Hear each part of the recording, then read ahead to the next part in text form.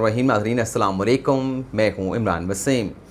नाज़रीन, आज के प्रोग्राम में दो अहम डेवलपमेंट्स पर आप नाज़रीन के साथ गुफ्तगू करेंगे। एक जो सुप्रीम कोर्ट ने आर्टिकल 63A की तशरीह की है, इस अदालती तशरीह में बज़ाहिर कौन सी दो गलतियाँ सामने आई हैं, उन गलतियों की निशानदही करेंगे। और आज के इस अदालती फ़ैसले के बाद हमज़ा शहबाज शरीफ के लिए क्या ख़तरा है, क्या कोई ख़तरा है भी या नहीं, और दूसरा, इस फ़ैसले से क्या परवेज़ इलाही किसी किस्म का कोई फ़ायदा उठाने की पोजीशन में हैं, इस पर भी आप नाज़रीन के साथ गुफ्तगू करेंगे। लेकिन इससे पहले आज की हमारी जो दूसरी ख़बर है, जो वज़ीर आज़म शहबाज शरीफ ने आज इत्तेहादी जमातों का इजलास बुला रखा था, इस इजलास में क्या फ़ैसले हुए हैं, उन फ़ैसलों की डिटेल आप नाज़रीन के साथ शेयर करेंगे। नाज़रीन, आज वज़ीर आज़म शहबाज शरीफ की सरबराही में इत्तेहादी जमातों का इजलास हुआ, जिसमें यह फ़ैसला किया गया है कि जो इमरान ख़ान की जानिब से बार बार जल्द इंतख़ाबात का मुतालबा किया जा रहा है, इस मुतालबे को रद्द कर दिया गया है। और इत्तेहादी जमातों के इस इजलास में यह फ़ैसला किया गया है कि मौजूदा जो हुकूमत की 1.5 साल की टर्म है, 1.5 साल की जो मियाद है, इसको पूरा किया जाएगा। यानी आज वफाकी हुकूमत की इत्तेहादी जमातों का फ़ैसला ये है कि मुल्क में जो आम इंतख़ाबात होंगे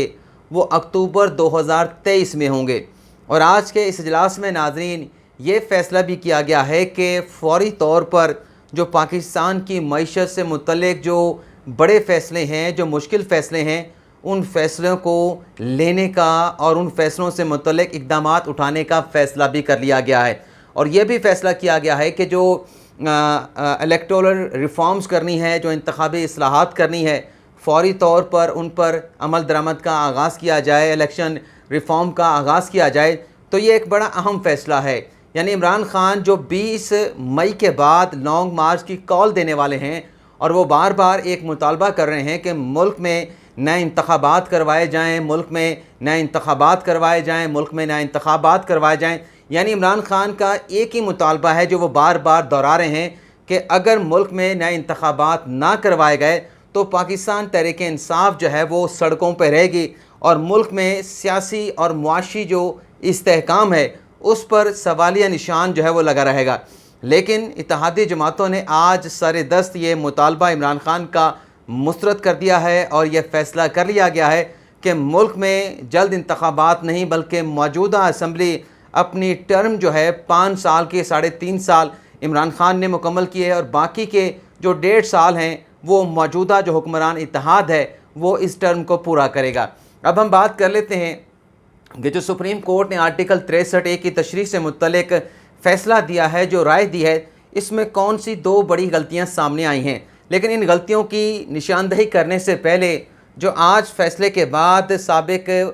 वफाकी वज़ीर इत्तलात व नशरियात फवाद चौधरी साहब ने स्टेटमेंट दिया कि सुप्रीम कोर्ट के इस फ़ैसले के बाद जो मरकज़ी हुकूमत है, जो शहबाज शरीफ हैं, वो अपनी अक्सरियत खो बैठे हैं, और पंजाब में हमज़ा शहबाज शरीफ भी अपनी अक्सरियत को खो बैठे हैं। तो ये जो फवाद चौधरी साहब का स्टेटमेंट है, ये पार्शली तो दुरुस्त लगता है, लेकिन इस स्टेटमेंट का जो इतलाक़ है कि वज़ीर आज़म शहबाज शरीफ अपनी अक्सरियत को खो बैठे हैं, तो सुप्रीम कोर्ट के इस फ़ैसले का मरकज़ की सतह पर वफाकी हुकूमत पर किसी किस्म का कोई इतलाक़ नहीं होता, क्योंकि जो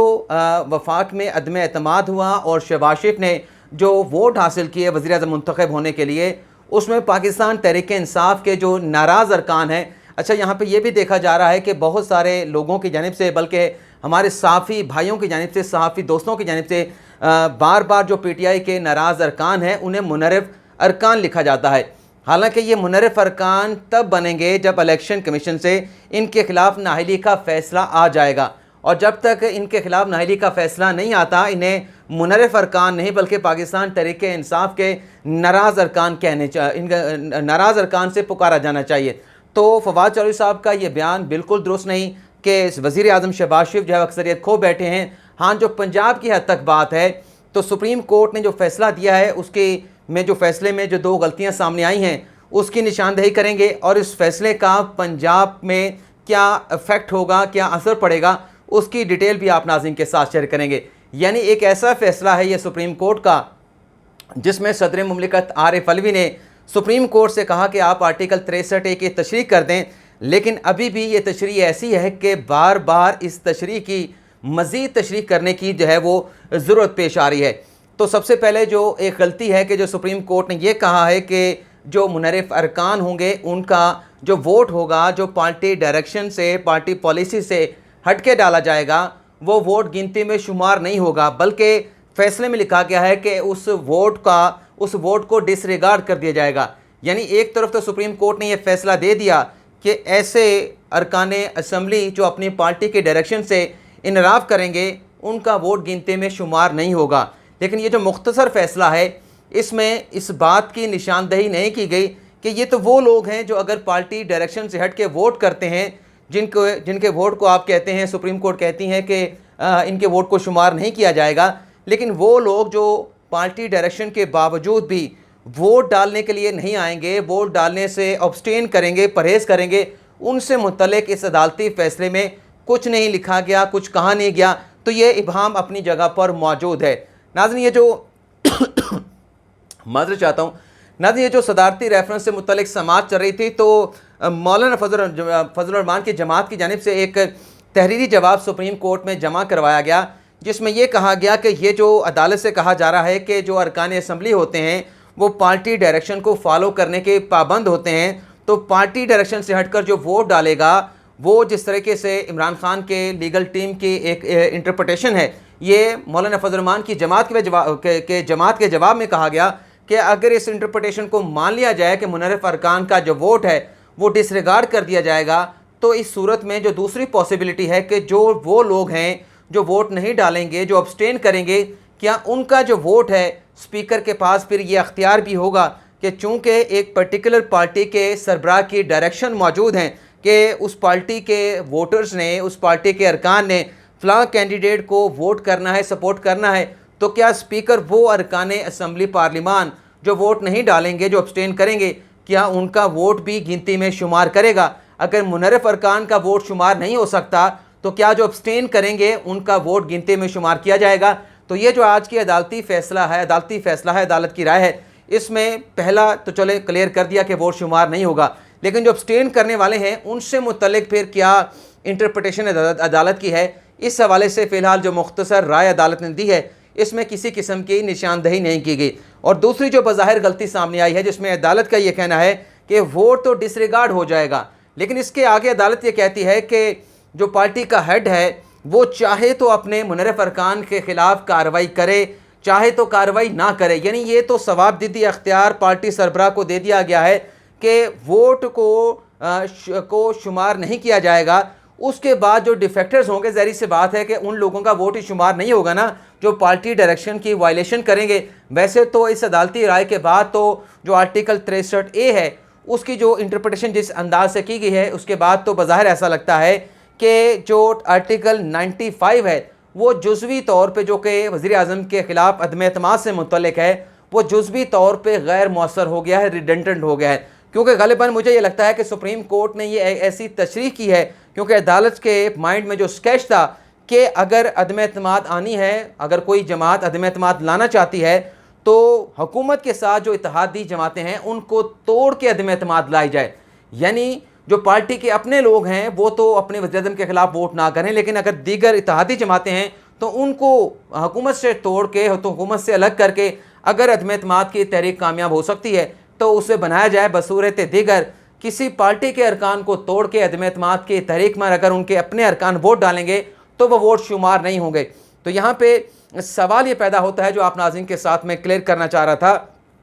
कि एक तरफ आपने कह दिया कि वोट शुमार नहीं होगा, दूसरी तरफ आपने पार्टी जो सरबराह है उसे आपने एक ऐसा प्रोग्रेटिव दे दिया है, ऐसी सवाबदीद दे दी है कि आप तो कहते हैं कि वोट शुमार नहीं होगा, अदालत कहती है वोट शुमार नहीं होगा, लेकिन अब उसके बाद पार्टी सरबराह की मन मर्जी है, उसकी अपनी बिल है कि जो डिफेक्टर हैं उसकी पार्टी के, उनके खिलाफ डिस्क्वालिफिकेशन की कार्रवाई शुरू करनी है, नहीं करनी, ये फिर पार्टी हेड की अपनी सवाबदीद होगी। अब जो इस फैसले के बाद पंजाब में सूरत हाल बनने जा रही है उसकी बहुत सारी इंटरप्रटेशन सामने आ रही हैं। जब हम भी सुप्रीम कोर्ट में मौजूद थे तो हमें ये लगा कि इस फैसले के बाद हमजा शहबाज शरीफ के लिए पंजाब में मुश्किलात पैदा हो सकती हैं, लेकिन उसके बाद बहुत सारे दोस्तों से बात हुई, बहुत सारे दोस्तों की राय को सुना गया और मैंने फिर आर्टिकल जो 130 है, जो कि वज़ीर आला के इंतखाब से मुतल्लिक है, उसको जब पढ़ा गया तो उससे ये चीज़ क्लियर होती है, क्लैरिटी मिलती है कि इस फैसले के बावजूद भी कि मुनर्रिफ जो अरकान हैं उनका वोट शुमार नहीं होगा, उसके बावजूद भी हमजा शहबाज शरीफ जो हैं उनकी वजारत आला को किसी किस्म का ख़तरा नहीं। नाज़रीन, अगर सुप्रीम कोर्ट के इस फैसले के बाद इलेक्शन कमीशन से जो मुनर्रिफ अरकान हैं उन्हें डी सीट कर दिया जाता है, एक पॉसिबिलिटी ये है कि उन्हें डी सीट कर दिया जाएगा, तो इस सूरत में जो कहा जा रहा है कि परवेज़ इलाही साहब जो हैं वो कायम मकाम जो गवर्नर है वो अख्तियारात संभाल सकते हैं, और गवर्नर की जिम्मेदारी संभालने के बाद परवेज़ इलाही ये कह सकते हैं कि हमजा शहबाज शरीफ जो है वो ऐवान से एतमाद का वोट लें, यानी पंजाब असम्बली से हमजा शहबाज शरीफ को एतमाद का वोट लेने का कहा जा सकता है। अगर नाज़रीन ऐसी पॉसिबिलिटी होती है तो इस सूरत में एक तो जो परवेज़ इलाही साहब हैं वो हमजा शहबाज शरीफ को वज़ीर आला एक्सेप्ट कर लेंगे अगर उन्हें एतमाद का वोट लेने का भी कहते हैं। और इसमें जो दूसरी चीज़ देखने को मिलेगी कि जब 25 अरकान डी सीट हो जाएंगे तो जो 372 का ऐवान है वो 347 का ऐवान बच जाएगा, और आर्टिकल 130 का सब आर्टिकल 4 वो कहता है कि जो वज़ीर आला का इंतखाब है वो मेजॉरिटी के साथ होगा, असम्बली के जो मेजॉरिटी है वो वज़ीर आला का इंतखाब करेगी। लेकिन अगर पहले राउंड में वज़ीर आला का इंतखाब नहीं होता, कोई ऐसी सूरत हाल बन जाती है कि कोई भी शख्स जो है, कोई भी उम्मीदवार मेजॉरिटी हासिल नहीं कर पाता, तो फिर सेकेंड राउंड होगा, और सेकेंड राउंड में जो वज़ीर आला का उम्मीदवार होगा जो ज़्यादा वोट हासिल करेगा वो वज़ीर आला मुंतखब हो जाएगा। तो ऐसी सूरत में अगर 25 जो मुनर्रिफ अरकान हैं जो डी सीट हो जाते हैं पीटीआई के, उसके बाद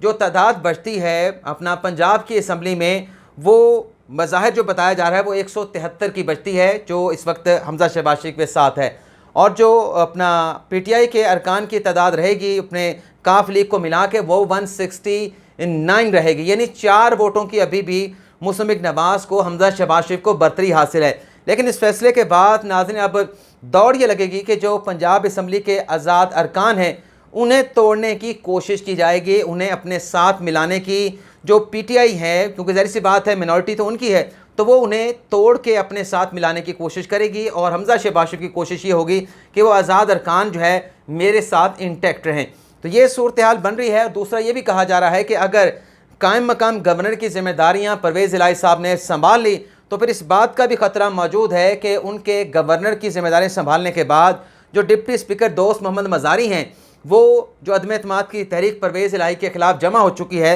वो उस पर वोटिंग करवा देंगे, और उस वोटिंग के ऊपर जो सुप्रीम कोर्ट का आज का फ़ैसला है कि मुनर्रिफ अरकान का वोट शुमार नहीं होगा, क्यों, तो ये जो फ़ैसला है इसका इतलाक़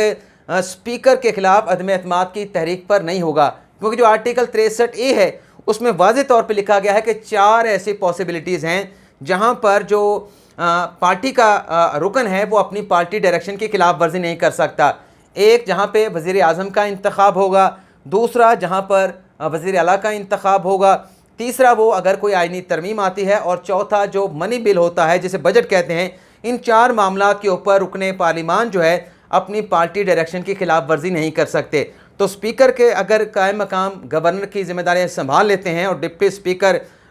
दोस्त मोहम्मद मज़ारी अदम एतमाद की तहरीक जो कि परवेज़ इलाही के ख़िलाफ़ है उस पर वोटिंग का ऐलान कर देते हैं, शेड्यूल जारी कर देते हैं, तो ये जो अदालती फ़ैसला है उसका फिर इतलाक़ नहीं होगा। और इसमें एक और बात भी है कि जो CM का या PM का जो आईनी तरमीम या अपना मनी बिल होता है उसमें जो वोटिंग होती है वो सीक्रेट बैलेट के बजाय ओपन बैलेटिंग के ज़रिए होती है। हाथ खड़ा करके अपने राय का इजहार करना होता है, ओपनली सामने आकर अपना वोट पोल करना होता है। लेकिन जो स्पीकर का इलेक्शन है, डिप्टी स्पीकर का इलेक्शन है, जो सेनेट का इलेक्शन है, जो चेयरमैन सेनेट का इलेक्शन है, उसमें ये कानून नहीं है बल्कि ये सीक्रेट बैलेट के ज़रिए होता है। तो उसमें ये फिर पता चलना कि किसने किसको वोट दिया है ये कोई इतना आसान काम नहीं। तो ये नाज़रीन अदालती फ़ैसला है। अब देखते हैं कि इलेक्शन कमीशन से आज के अदालती फ़ैसले के बाद पंजाब के मुनर्रिफ अरकान जिनका PTI से ताल्लुक़ है वो क्या फ़ैसला आता है। लेकिन बहरहाल इसमें जो अदालत ने तशरीह की है उसके बावजूद भी आज आर्टिकल 63A के सब क्लास 4 को पढ़ लिया जाए